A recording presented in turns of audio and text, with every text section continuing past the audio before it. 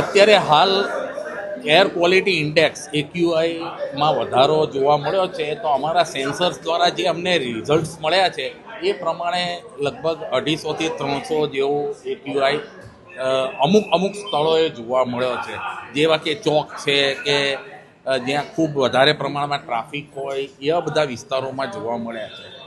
અને સામાન્ય રીતે આ AQI છે ને વિન્ટરમાં વધતો હોય છે. વિન્ટરમાં ટેમ્પરેચર ડાઉન થવાના કારણે હવા જે કોમ્પેક્ટ થતી હોય છે અને એ નીચે આવી જાય છે, જે આપણા વાતાવરણમાં આપણા સુધી આવી જાય છે.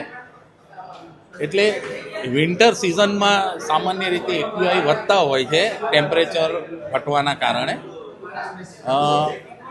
એટલે આવા અત્યારના જે પરિસ્થિતિ છે એના જોતાં સવારના ભાગ અર્લી મોર્નિંગમાં બને તો ત્યાં સુધી માસ્ક એવું વાપરીને પાર્ટિક્યુલેટ મેટર તમારી અંદર ન જાય એના માટેની કાળજી લેવી જોઈએ.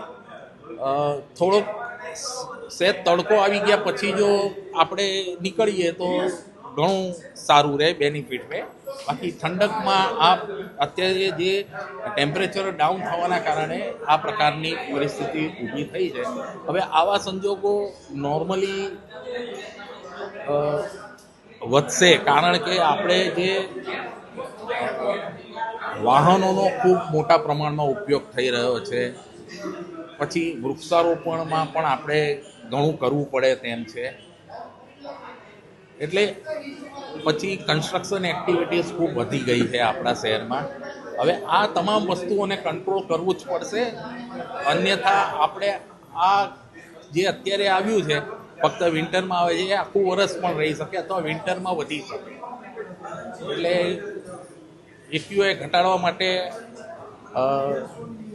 વ્હીકલ્સનો ઉપયોગ વધારવો પડશે, વૃક્ષારોપણ વધારવું પડશે, કન્સ્ટ્રક્શન સાઇટ પર એર પોલ્યુશન કંટ્રોલ ઇક્વિપમેન્ટ મૂકવા પડશે, અને તો જ આપણે AQI ઘટાડી શકીએ. હવે અમુક જે અમારા સેન્સર્સે જે હાયર સાઇડ આપી છે એ ખાસ રામાપીર ચોકડી છે, નાના મુવા ચોકડી છે. એટલે જે ચોક છે ને એ ચોક વિસ્તારોમાં વધારે આવે છે. આપણે રાજકોટ મહાનગરપાલિકા દ્વારા શહેરમાં કેટલા વૃક્ષો છે, કઈ પ્રકારના વૃક્ષો છે, કયા વિસ્તારમાં કેટલા વૃક્ષો છે, આ તમામ પ્રકારની માહિતી આપણને સચોટ રીતે મળી રહે તે માટે તમામ ઇન્ડિવિજ્યુઅલ વૃક્ષોનું જીઓ ટેગિંગ કરી કઈ પ્રકારના વૃક્ષો છે અને એની તમામ માહિતી જળવાઈ રહે તે માટે આપણે ટ્રી મોનિટરિંગનું ટેન્ડર બહાર પાડવામાં આવેલ છે, જેનાથી આપણને સચોટ રીતે વૃક્ષોની માહિતી આપણને મળી રહે છે. હાલે આપણે જે વાતાવરણ છે એમાં ગ્રીનરી વધે અને સ્વચ્છ હવા મળી રહે તે માટે આપણે વધુમાં વધુ વૃક્ષારોપણ થાય તેવો આપણે પ્રયત્ન કરીએ છીએ.